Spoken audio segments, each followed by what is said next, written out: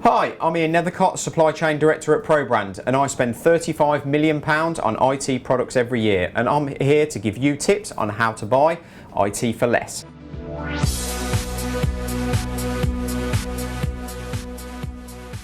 So this week we're looking at what is IT benchmarking. So, following our research, this is going to help 81% of you that we found that are paying up to a 1,092% margin on certain products. So benchmarking is going to help you drive cost out.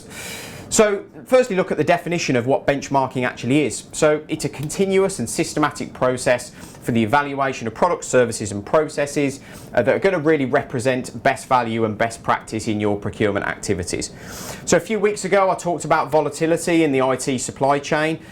So obviously that's a big problem out there, as I mentioned before, when it comes to things like managing price and stock and those kinds of things. That's why it makes benchmarking such a fundamental part of what your process needs to be. IT represents probably one of the largest areas of indirect spend in most organisations.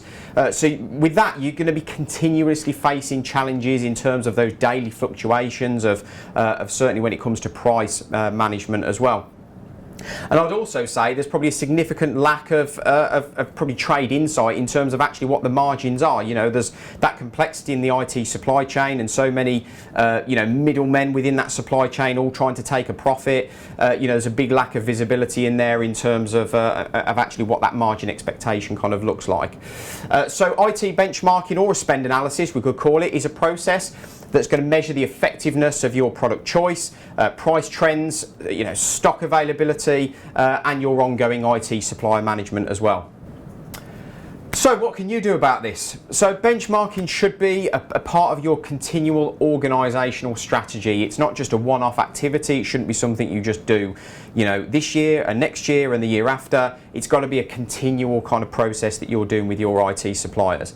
You've got to plan really, really well, which means that your data needs to be really good. You've got to have good data to be able to benchmark really well. I've seen a whole number of organisations who have a real poor data structure. I've seen organisations that are raising purchase orders just to get them done really, really quickly and just putting a couple of dots in the field where the part number should go. You've got to get away from that. You need to have really, really good data. Then you can use that then, in a structured sort of manner to run your benchmarking activities. Be wary of Google search engines. There's a lot of problem out there in terms of the suppliers that are advertising through those sponsored links in Google e-shops and things like that. Make sure that the price you're looking at is actually a trade price.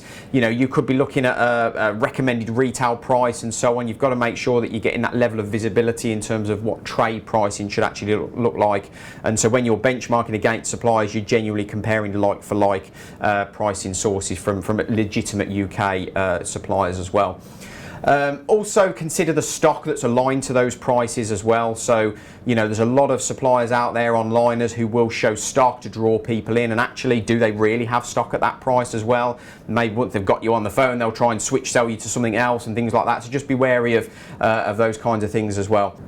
So think about how you record your results in your benchmarking tests as well. It's really, really important you keep historical data. So when you go and you're continually doing those activities, you actually got previous records of your benchmarking analysis and spend analysis tests that you've done.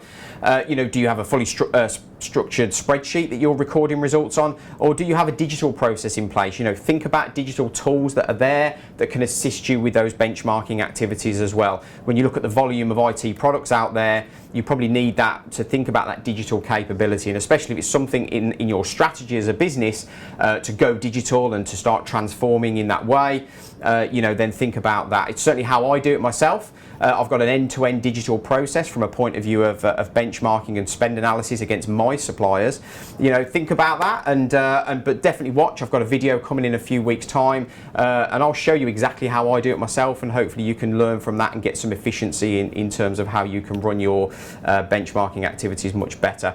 But ultimately, successful benchmarking is going to give you, a competitive advantage, and it's going to improve gaps in your performance as well. So it's really, really important, guys. But that's it. Thanks for watching. Please like, share and subscribe for more insider information. Send any questions to askian@probrand.co.uk.